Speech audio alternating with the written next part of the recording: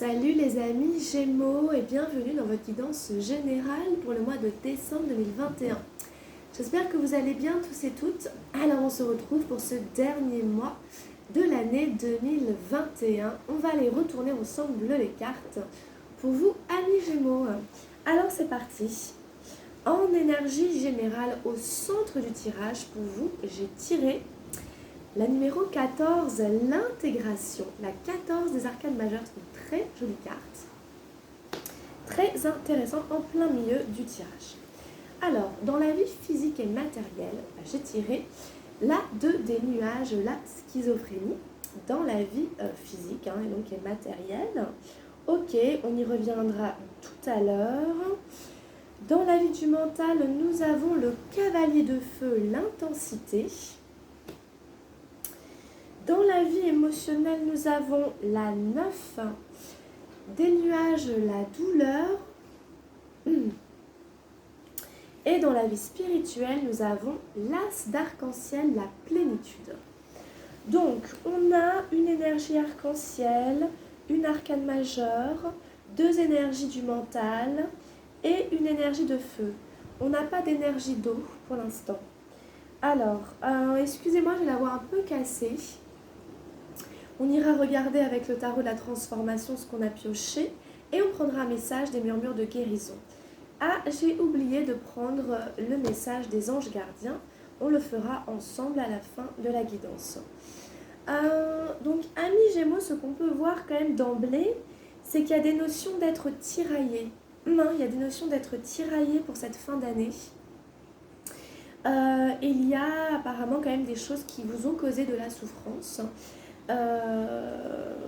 Donc l'idée ça va être de se recentrer. C'est vraiment l'idée principale quand même avec la numéro 14, l'intégration. On voit en effet un personnage qui est bicolore. Il a un côté bleu et un côté rouge. Son visage est comme divisé en deux. Donc c'est un peu double face. C'est un peu notre partie lumineuse et sombre, notre partie positive et négative. Nos qualités et nos défauts qui sont représentés dans cette carte.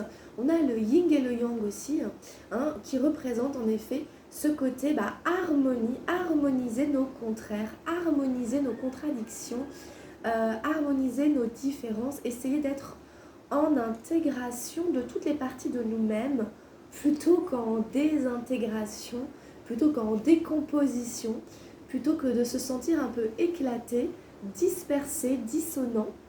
Ici, on essaie d'être cohérent, aligné, centré. C'est vraiment le grand sujet du mois de décembre pour vous, amis Gémeaux. Donc, c'est vraiment cette idée d'être centré.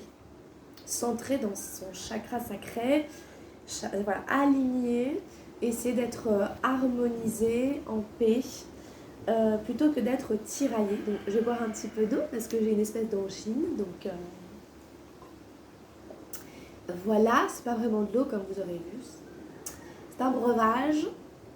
Alors, nous avons dans la vie physique et matérielle, donc la schizophrénie qui parle bien de cette idée d'être tiraillé, qui parle bien de ces différences, de ces contradictions qui vous habitent, qui vous animent particulièrement en décembre. Donc, c'est-à-dire que ça touche apparemment à votre santé physique peut-être, ou concrètement à votre corps, à votre milieu de vie, à l'endroit où vous vivez, à votre environnement physique, matériel direct. Peut-être à votre habitation, à votre pays, à votre région. Il y a peut-être des décisions à prendre, ou peut-être que vous vous sentez dans une impasse, que vous n'arrivez pas à choisir, à prendre de décisions, et que vous avez tendance à faire par exemple un choix et le lendemain à changer d'avis, à revenir dessus. Ce genre de choses qui fait qu'en fait on est dans l'impasse. Cette carte nous montre bien un personnage qui est complètement écarté, écartelé entre deux gros blocs et il ne peut aller ni à droite ni à gauche, il ne peut même pas prendre de décision ni en haut ni en bas. Tout est périlleux, tout est impossible. Donc on est divisé, on est fragmenté un peu là. Donc l'idée ça va être de se recentrer avec la carte de l'intégration qu'on avait parce que vous êtes divisé. Pour une raison ou pour une autre, par rapport à la vie physique et matérielle, par rapport vraiment à du concret.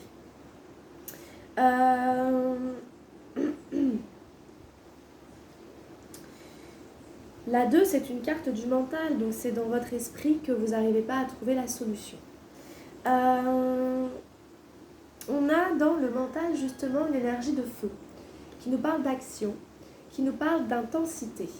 Donc qui nous dit que ce qui se passe dans votre esprit en ce moment, c'est très très agité. C'est comme si c'était grave, tout est amplifié. Tout est amplifié dans votre esprit. Peut-être qu'il y a une notion d'urgence, de rapidité. Cette carte, c'est une flèche, ça va vite, c'est intense, c'est un feu comme ça, incandescent. Ça peut être un feu de paille aussi, hein, c'est rapide, ça surgit. Donc c'est l'idée que peut-être que s'il y a des angoisses, du stress, des choses, c'est exacerbé. Hein, c'est exacerbé dans votre esprit. Donc il va falloir calmer le jeu, essayer de détendre tout ça. Revenir à l'intérieur de vous aussi. Ne pas être trop tourné sur l'extérieur. Ne pas être à la fois trop influencé et vous-même ne pas non plus trop influencer autour de vous avec cette intensité qui a tendance à tout éclabousser. Voilà un petit peu quand même ce qu'on ressent ici avec ces premières cartes. Dans la vie émotionnelle, il y a la douleur, donc c'est pas évident d'avoir cette carte dans la vie émotionnelle. C'est un numéro 9, donc ça va être aussi la fin d'une période de souffrance, une période douloureuse. Ça va rejoindre la 2 des nuages. On est dans la famille des nuages, qui est une famille du mental, mais qui fait que on a été divisé. On s'est retrouvé dans une situation peut-être amoureuse, affective, émotionnelle, qui a créé des conflits intérieurs, qui nous a amenés à nous sentir dispersés, fragmentés. Donc ici, il faut se réunir, se rassembler, et puis essayer de traverser ce qu'on ressent, même si ça fait mal, même si c'est pas marrant. L'accepter quand même. Ça ne veut pas dire y adhérer, être d'accord, mais ça veut dire le reconnaître pour pouvoir ensuite le dépasser et vivre autre chose. Hein, c'est un 9, donc c'est la fin de ce parcours, ce chemin de croix, cette épreuve de vie, cette expérience qui vous a laissé dans cet état-là de fragilité, de vulnérabilité, de souffrance. Donc on ressent des choses de cet ordre-là. Donc après, vous les placez en fonction de là où ça se passe, hein, dans votre vie. Hein. La vie relationnelle amoureuse, la vie au travail, la famille, enfin... ça reste général, ok, bon. Là, c'est quand même la vie émotionnelle, donc j'ai l'impression qu'il y a quand même une forme de souffrance rattachée à quelque chose que vous avez vécu apparemment et votre manière de le mentaliser. Donc il faut se réapproprier les choses, intégrer notre vécu et se sentir centré, harmonisé, rassemblé. L'as, arc-en-ciel dans la vie spirituelle, est une super bonne carte, est une belle promesse, parce qu'on revient sur un as, sur un espèce de nouveau départ, peut-être une vie spirituelle qui commence, qui s'ouvre, quelque chose qui naît, avec beaucoup de créativité, beaucoup d'inspiration. Parce que pour moi, cette carte, elle nous parle d'art, parce qu'il y a beaucoup de couleurs, on dirait un tableau artistique. Donc il y a peut-être une inspiration, en effet, peut-être l'envie de créer, d'être créatif. Cette carte, c'est aussi se réapproprier sa valeur spirituelle, c'est-à-dire sa place un peu, sa mission de vie, son rôle au sein de l'univers, de l'humanité, dans ce qui me fait moi et ce que je génère autour de moi, dans moi et le collectif. Voilà, je suis aux yeux de l'univers estimée à ma juste valeur. Je ne suis pas dévalorisée, je ne suis pas infériorisée, je ne vaux pas moins que quelqu'un d'autre aux yeux de l'univers. Je vaux autant que les autres. Et voilà, je m'estime à ma juste valeur, à ma juste place au niveau spirituel. Donc c'est très encourageant parce qu'on sent qu'au niveau de l'incarnation du corps, de la tête et tout, il y a eu des épreuves, mais au niveau spirituel, on vous dit, bah c'est bien, tu récoltes. Là, vous récoltez quelque chose. Là, ça pourrait être vraiment de l'abondance. C'est au niveau spirituel après. Hein. Donc je ne dirais pas qu'il y a une rentrée d'argent, etc. mais c'est plutôt au niveau spirituel, cette plénitude ici. Ça rejoint l'intégration, ça rejoint ces notions d'harmonie, hein. L'idée, en effet, de se sentir plein de qui l'on est, de ce que l'on est, d'avoir trouvé sa place dans l'univers, de ne pas être dans le manque. Et une fois qu'on a trouvé ça au niveau spirituel, ça peut s'incarner après dans toutes les dimensions de notre vie. Donc voilà, cette idée que d'un point de vue un peu plus haut, il ne me manque rien. J'arrive à être dans une espèce de satisfaction de moi-même au niveau de peut-être ma mission de vie, ce que je suis venue faire sur cette terre. Et donc ça va aller, hein. Oui, il y a des choses à traverser, mais le principal est là, le principal est réglé. Avec l'intégration ici et l'as d'arc-en-ciel à la péninsule d'ici, j'ai l'impression quand même que le principal, vous arrivez à le régler. Donc c'est bien. Donc voilà un petit peu ce qu'on pourrait dire, hein, de manière très générale, hein, avec ces cartes ici à Nigélu. Alors, on va aller voir ce que j'ai tiré avec le tarot de la transformation. J'ai tiré la numéro 15, la vigilance. Ok, on va aller la lire. Alors, l'état de vigilance, c'est l'état de pleine conscience. Hein, vous savez bien que ça parle beaucoup de méditation, etc. Donc pour moi, c'est l'état de pleine conscience. C'est le contraire d'être endormi, autrement dit, d'avoir les sens éveillés, plutôt que d'être dans un espèce d'état léthargique, un peu. Pour caricaturer, pour dire grosso modo. Alors, la mort soudaine du disciple d'Aikido. Soyez vigilants. Chaque instant doit se vivre comme si c'était le dernier. Et il se pourrait bien qu'il le soit. Vivez-le totalement, extrayez-en toute son essence. Cette intensité même vous rendra vigilant. Donc, ça parle bien de ce qu'on a dit. Il y a cette intensité qui est là, dans votre esprit, dans votre mental. Cette intensité va vous rendre vigilant et va vous permettre de vivre la vie à fond. Ça ne veut pas non plus dire dans l'excès, mais ça veut dire de ressentir la vie, d'être là présent, vivant à chaque instant et de ne pas se laisser avoir par le mental qui sait plus, qui change d'avis, qui va, qui vient, qui tergiverse. Non, ça on s'en fiche en fait. Il faut être dans son corps, dans cet état de vigilance qui n'est pas une crispation, qui est juste un éveil des sens. Donc, vivez totalement, extrayez la substance de la vie, la substantifique voile de chaque instant. Voilà. Donc, je pense qu'il y a des choses aussi de cet ordre-là. Comme il y aurait dans l'as d'arc-en-ciel, ça touche à votre spiritualité. Alors, qu'est-ce qu'on a tiré d'autre avec les murmures de guérison? J'ai tiré apprendre, la numéro 25.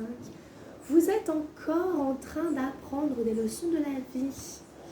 On n'a jamais fini d'apprendre, quel que soit l'âge que l'on a. La vie, c'est une école.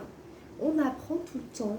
On n'est pas venu faire autre chose qu'apprendre, grandir tout le temps.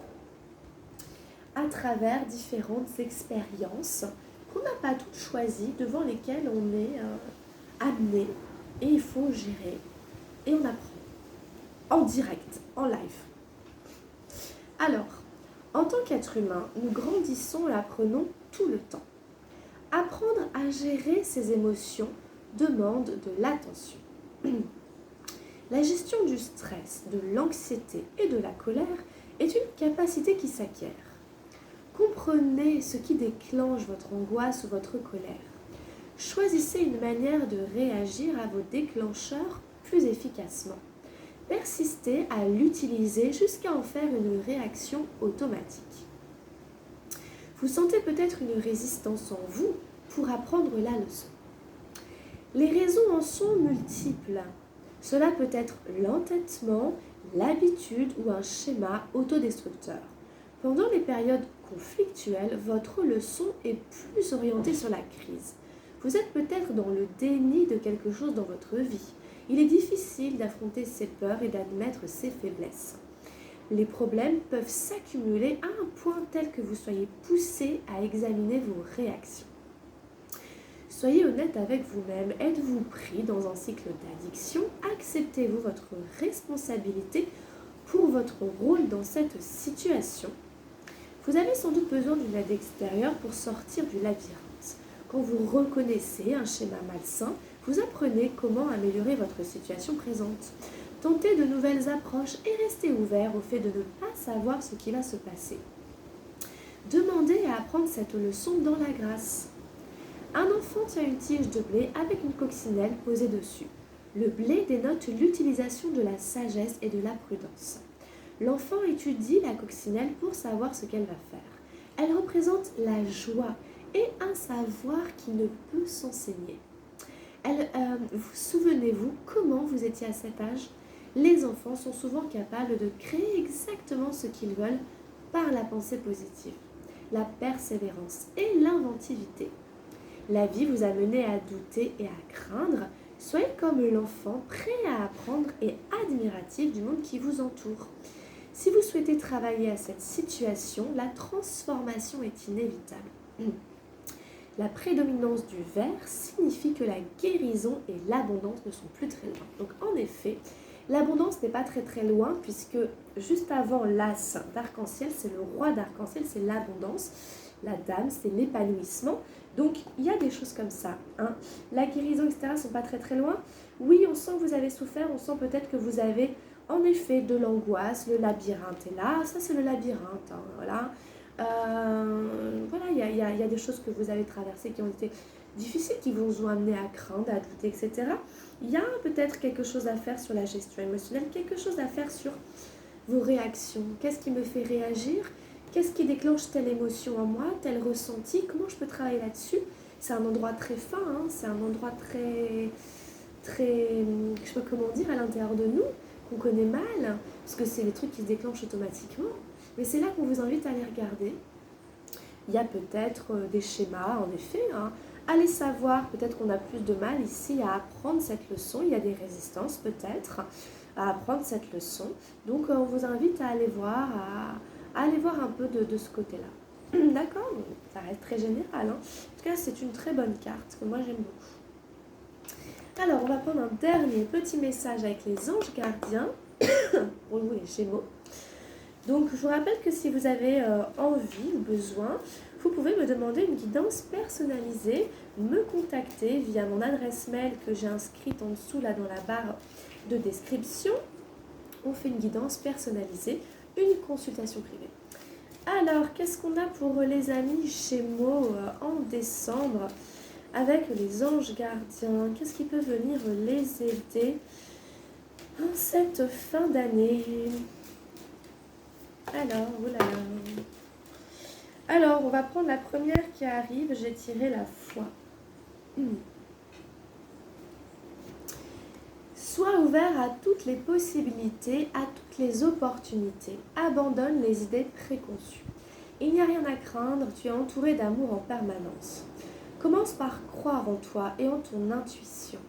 De merveilleuses opportunités se manifestent pour peu que tu fasses preuve de souplesse et que tu gardes ton cœur et ton esprit ouverts. Et foi en toi, tout est possible. C'est la foi en soi d'abord, évidemment. Il y a peut-être des possibilités, des opportunités que vous ne voyez pas forcément parce que vous êtes ailleurs. Votre mental était préoccupé, donc il y avait des choses à côté peut-être desquelles vous passez, ou l'univers qui vous tend des trucs que vous ne saisissez pas forcément. Il y a quelque chose ici. Gardez votre cœur et votre esprit ouverts. Essayez de faire preuve d'un peu plus de souplesse, moins de rigidité aussi peut-être, même psychologique. Il n'y a rien à craindre. Vous êtes entouré d'amour en permanence. Vraiment, c'est peut-être plus facile à dire qu'à faire, mais en tout cas, ça fait du bien quand même. La foi, c'est quelque chose qu'on peut perdre, mais où elle nous retrouve, où on la retrouve, on ne peut pas vraiment cheminer sans elle. Ça fait partie des choses, ça fait partie de la vie. C'est comme l'espoir, un peu. Voilà les amis Gémeaux. Écoutez, j'espère que la guidance saura vous aider, vous accompagner pour décembre. Je vous souhaite de passer de belles fêtes de fin d'année. Profitez bien de ces moments-là. J'espère que tout se passera bien pour vous. On se retrouve tout de suite pour votre guidance sentimentale pour décembre. complétez avec votre signe lunaire, votre ascendant si vous les connaissez. Sinon, prenez une guidance personnalisée avec moi pour quelque chose de beaucoup plus personnel. Voilà, amis Gémeaux. Allez, bonne fin d'année, gros bisous, puis à 2022. Portez-vous bien. Ciao, bye bye.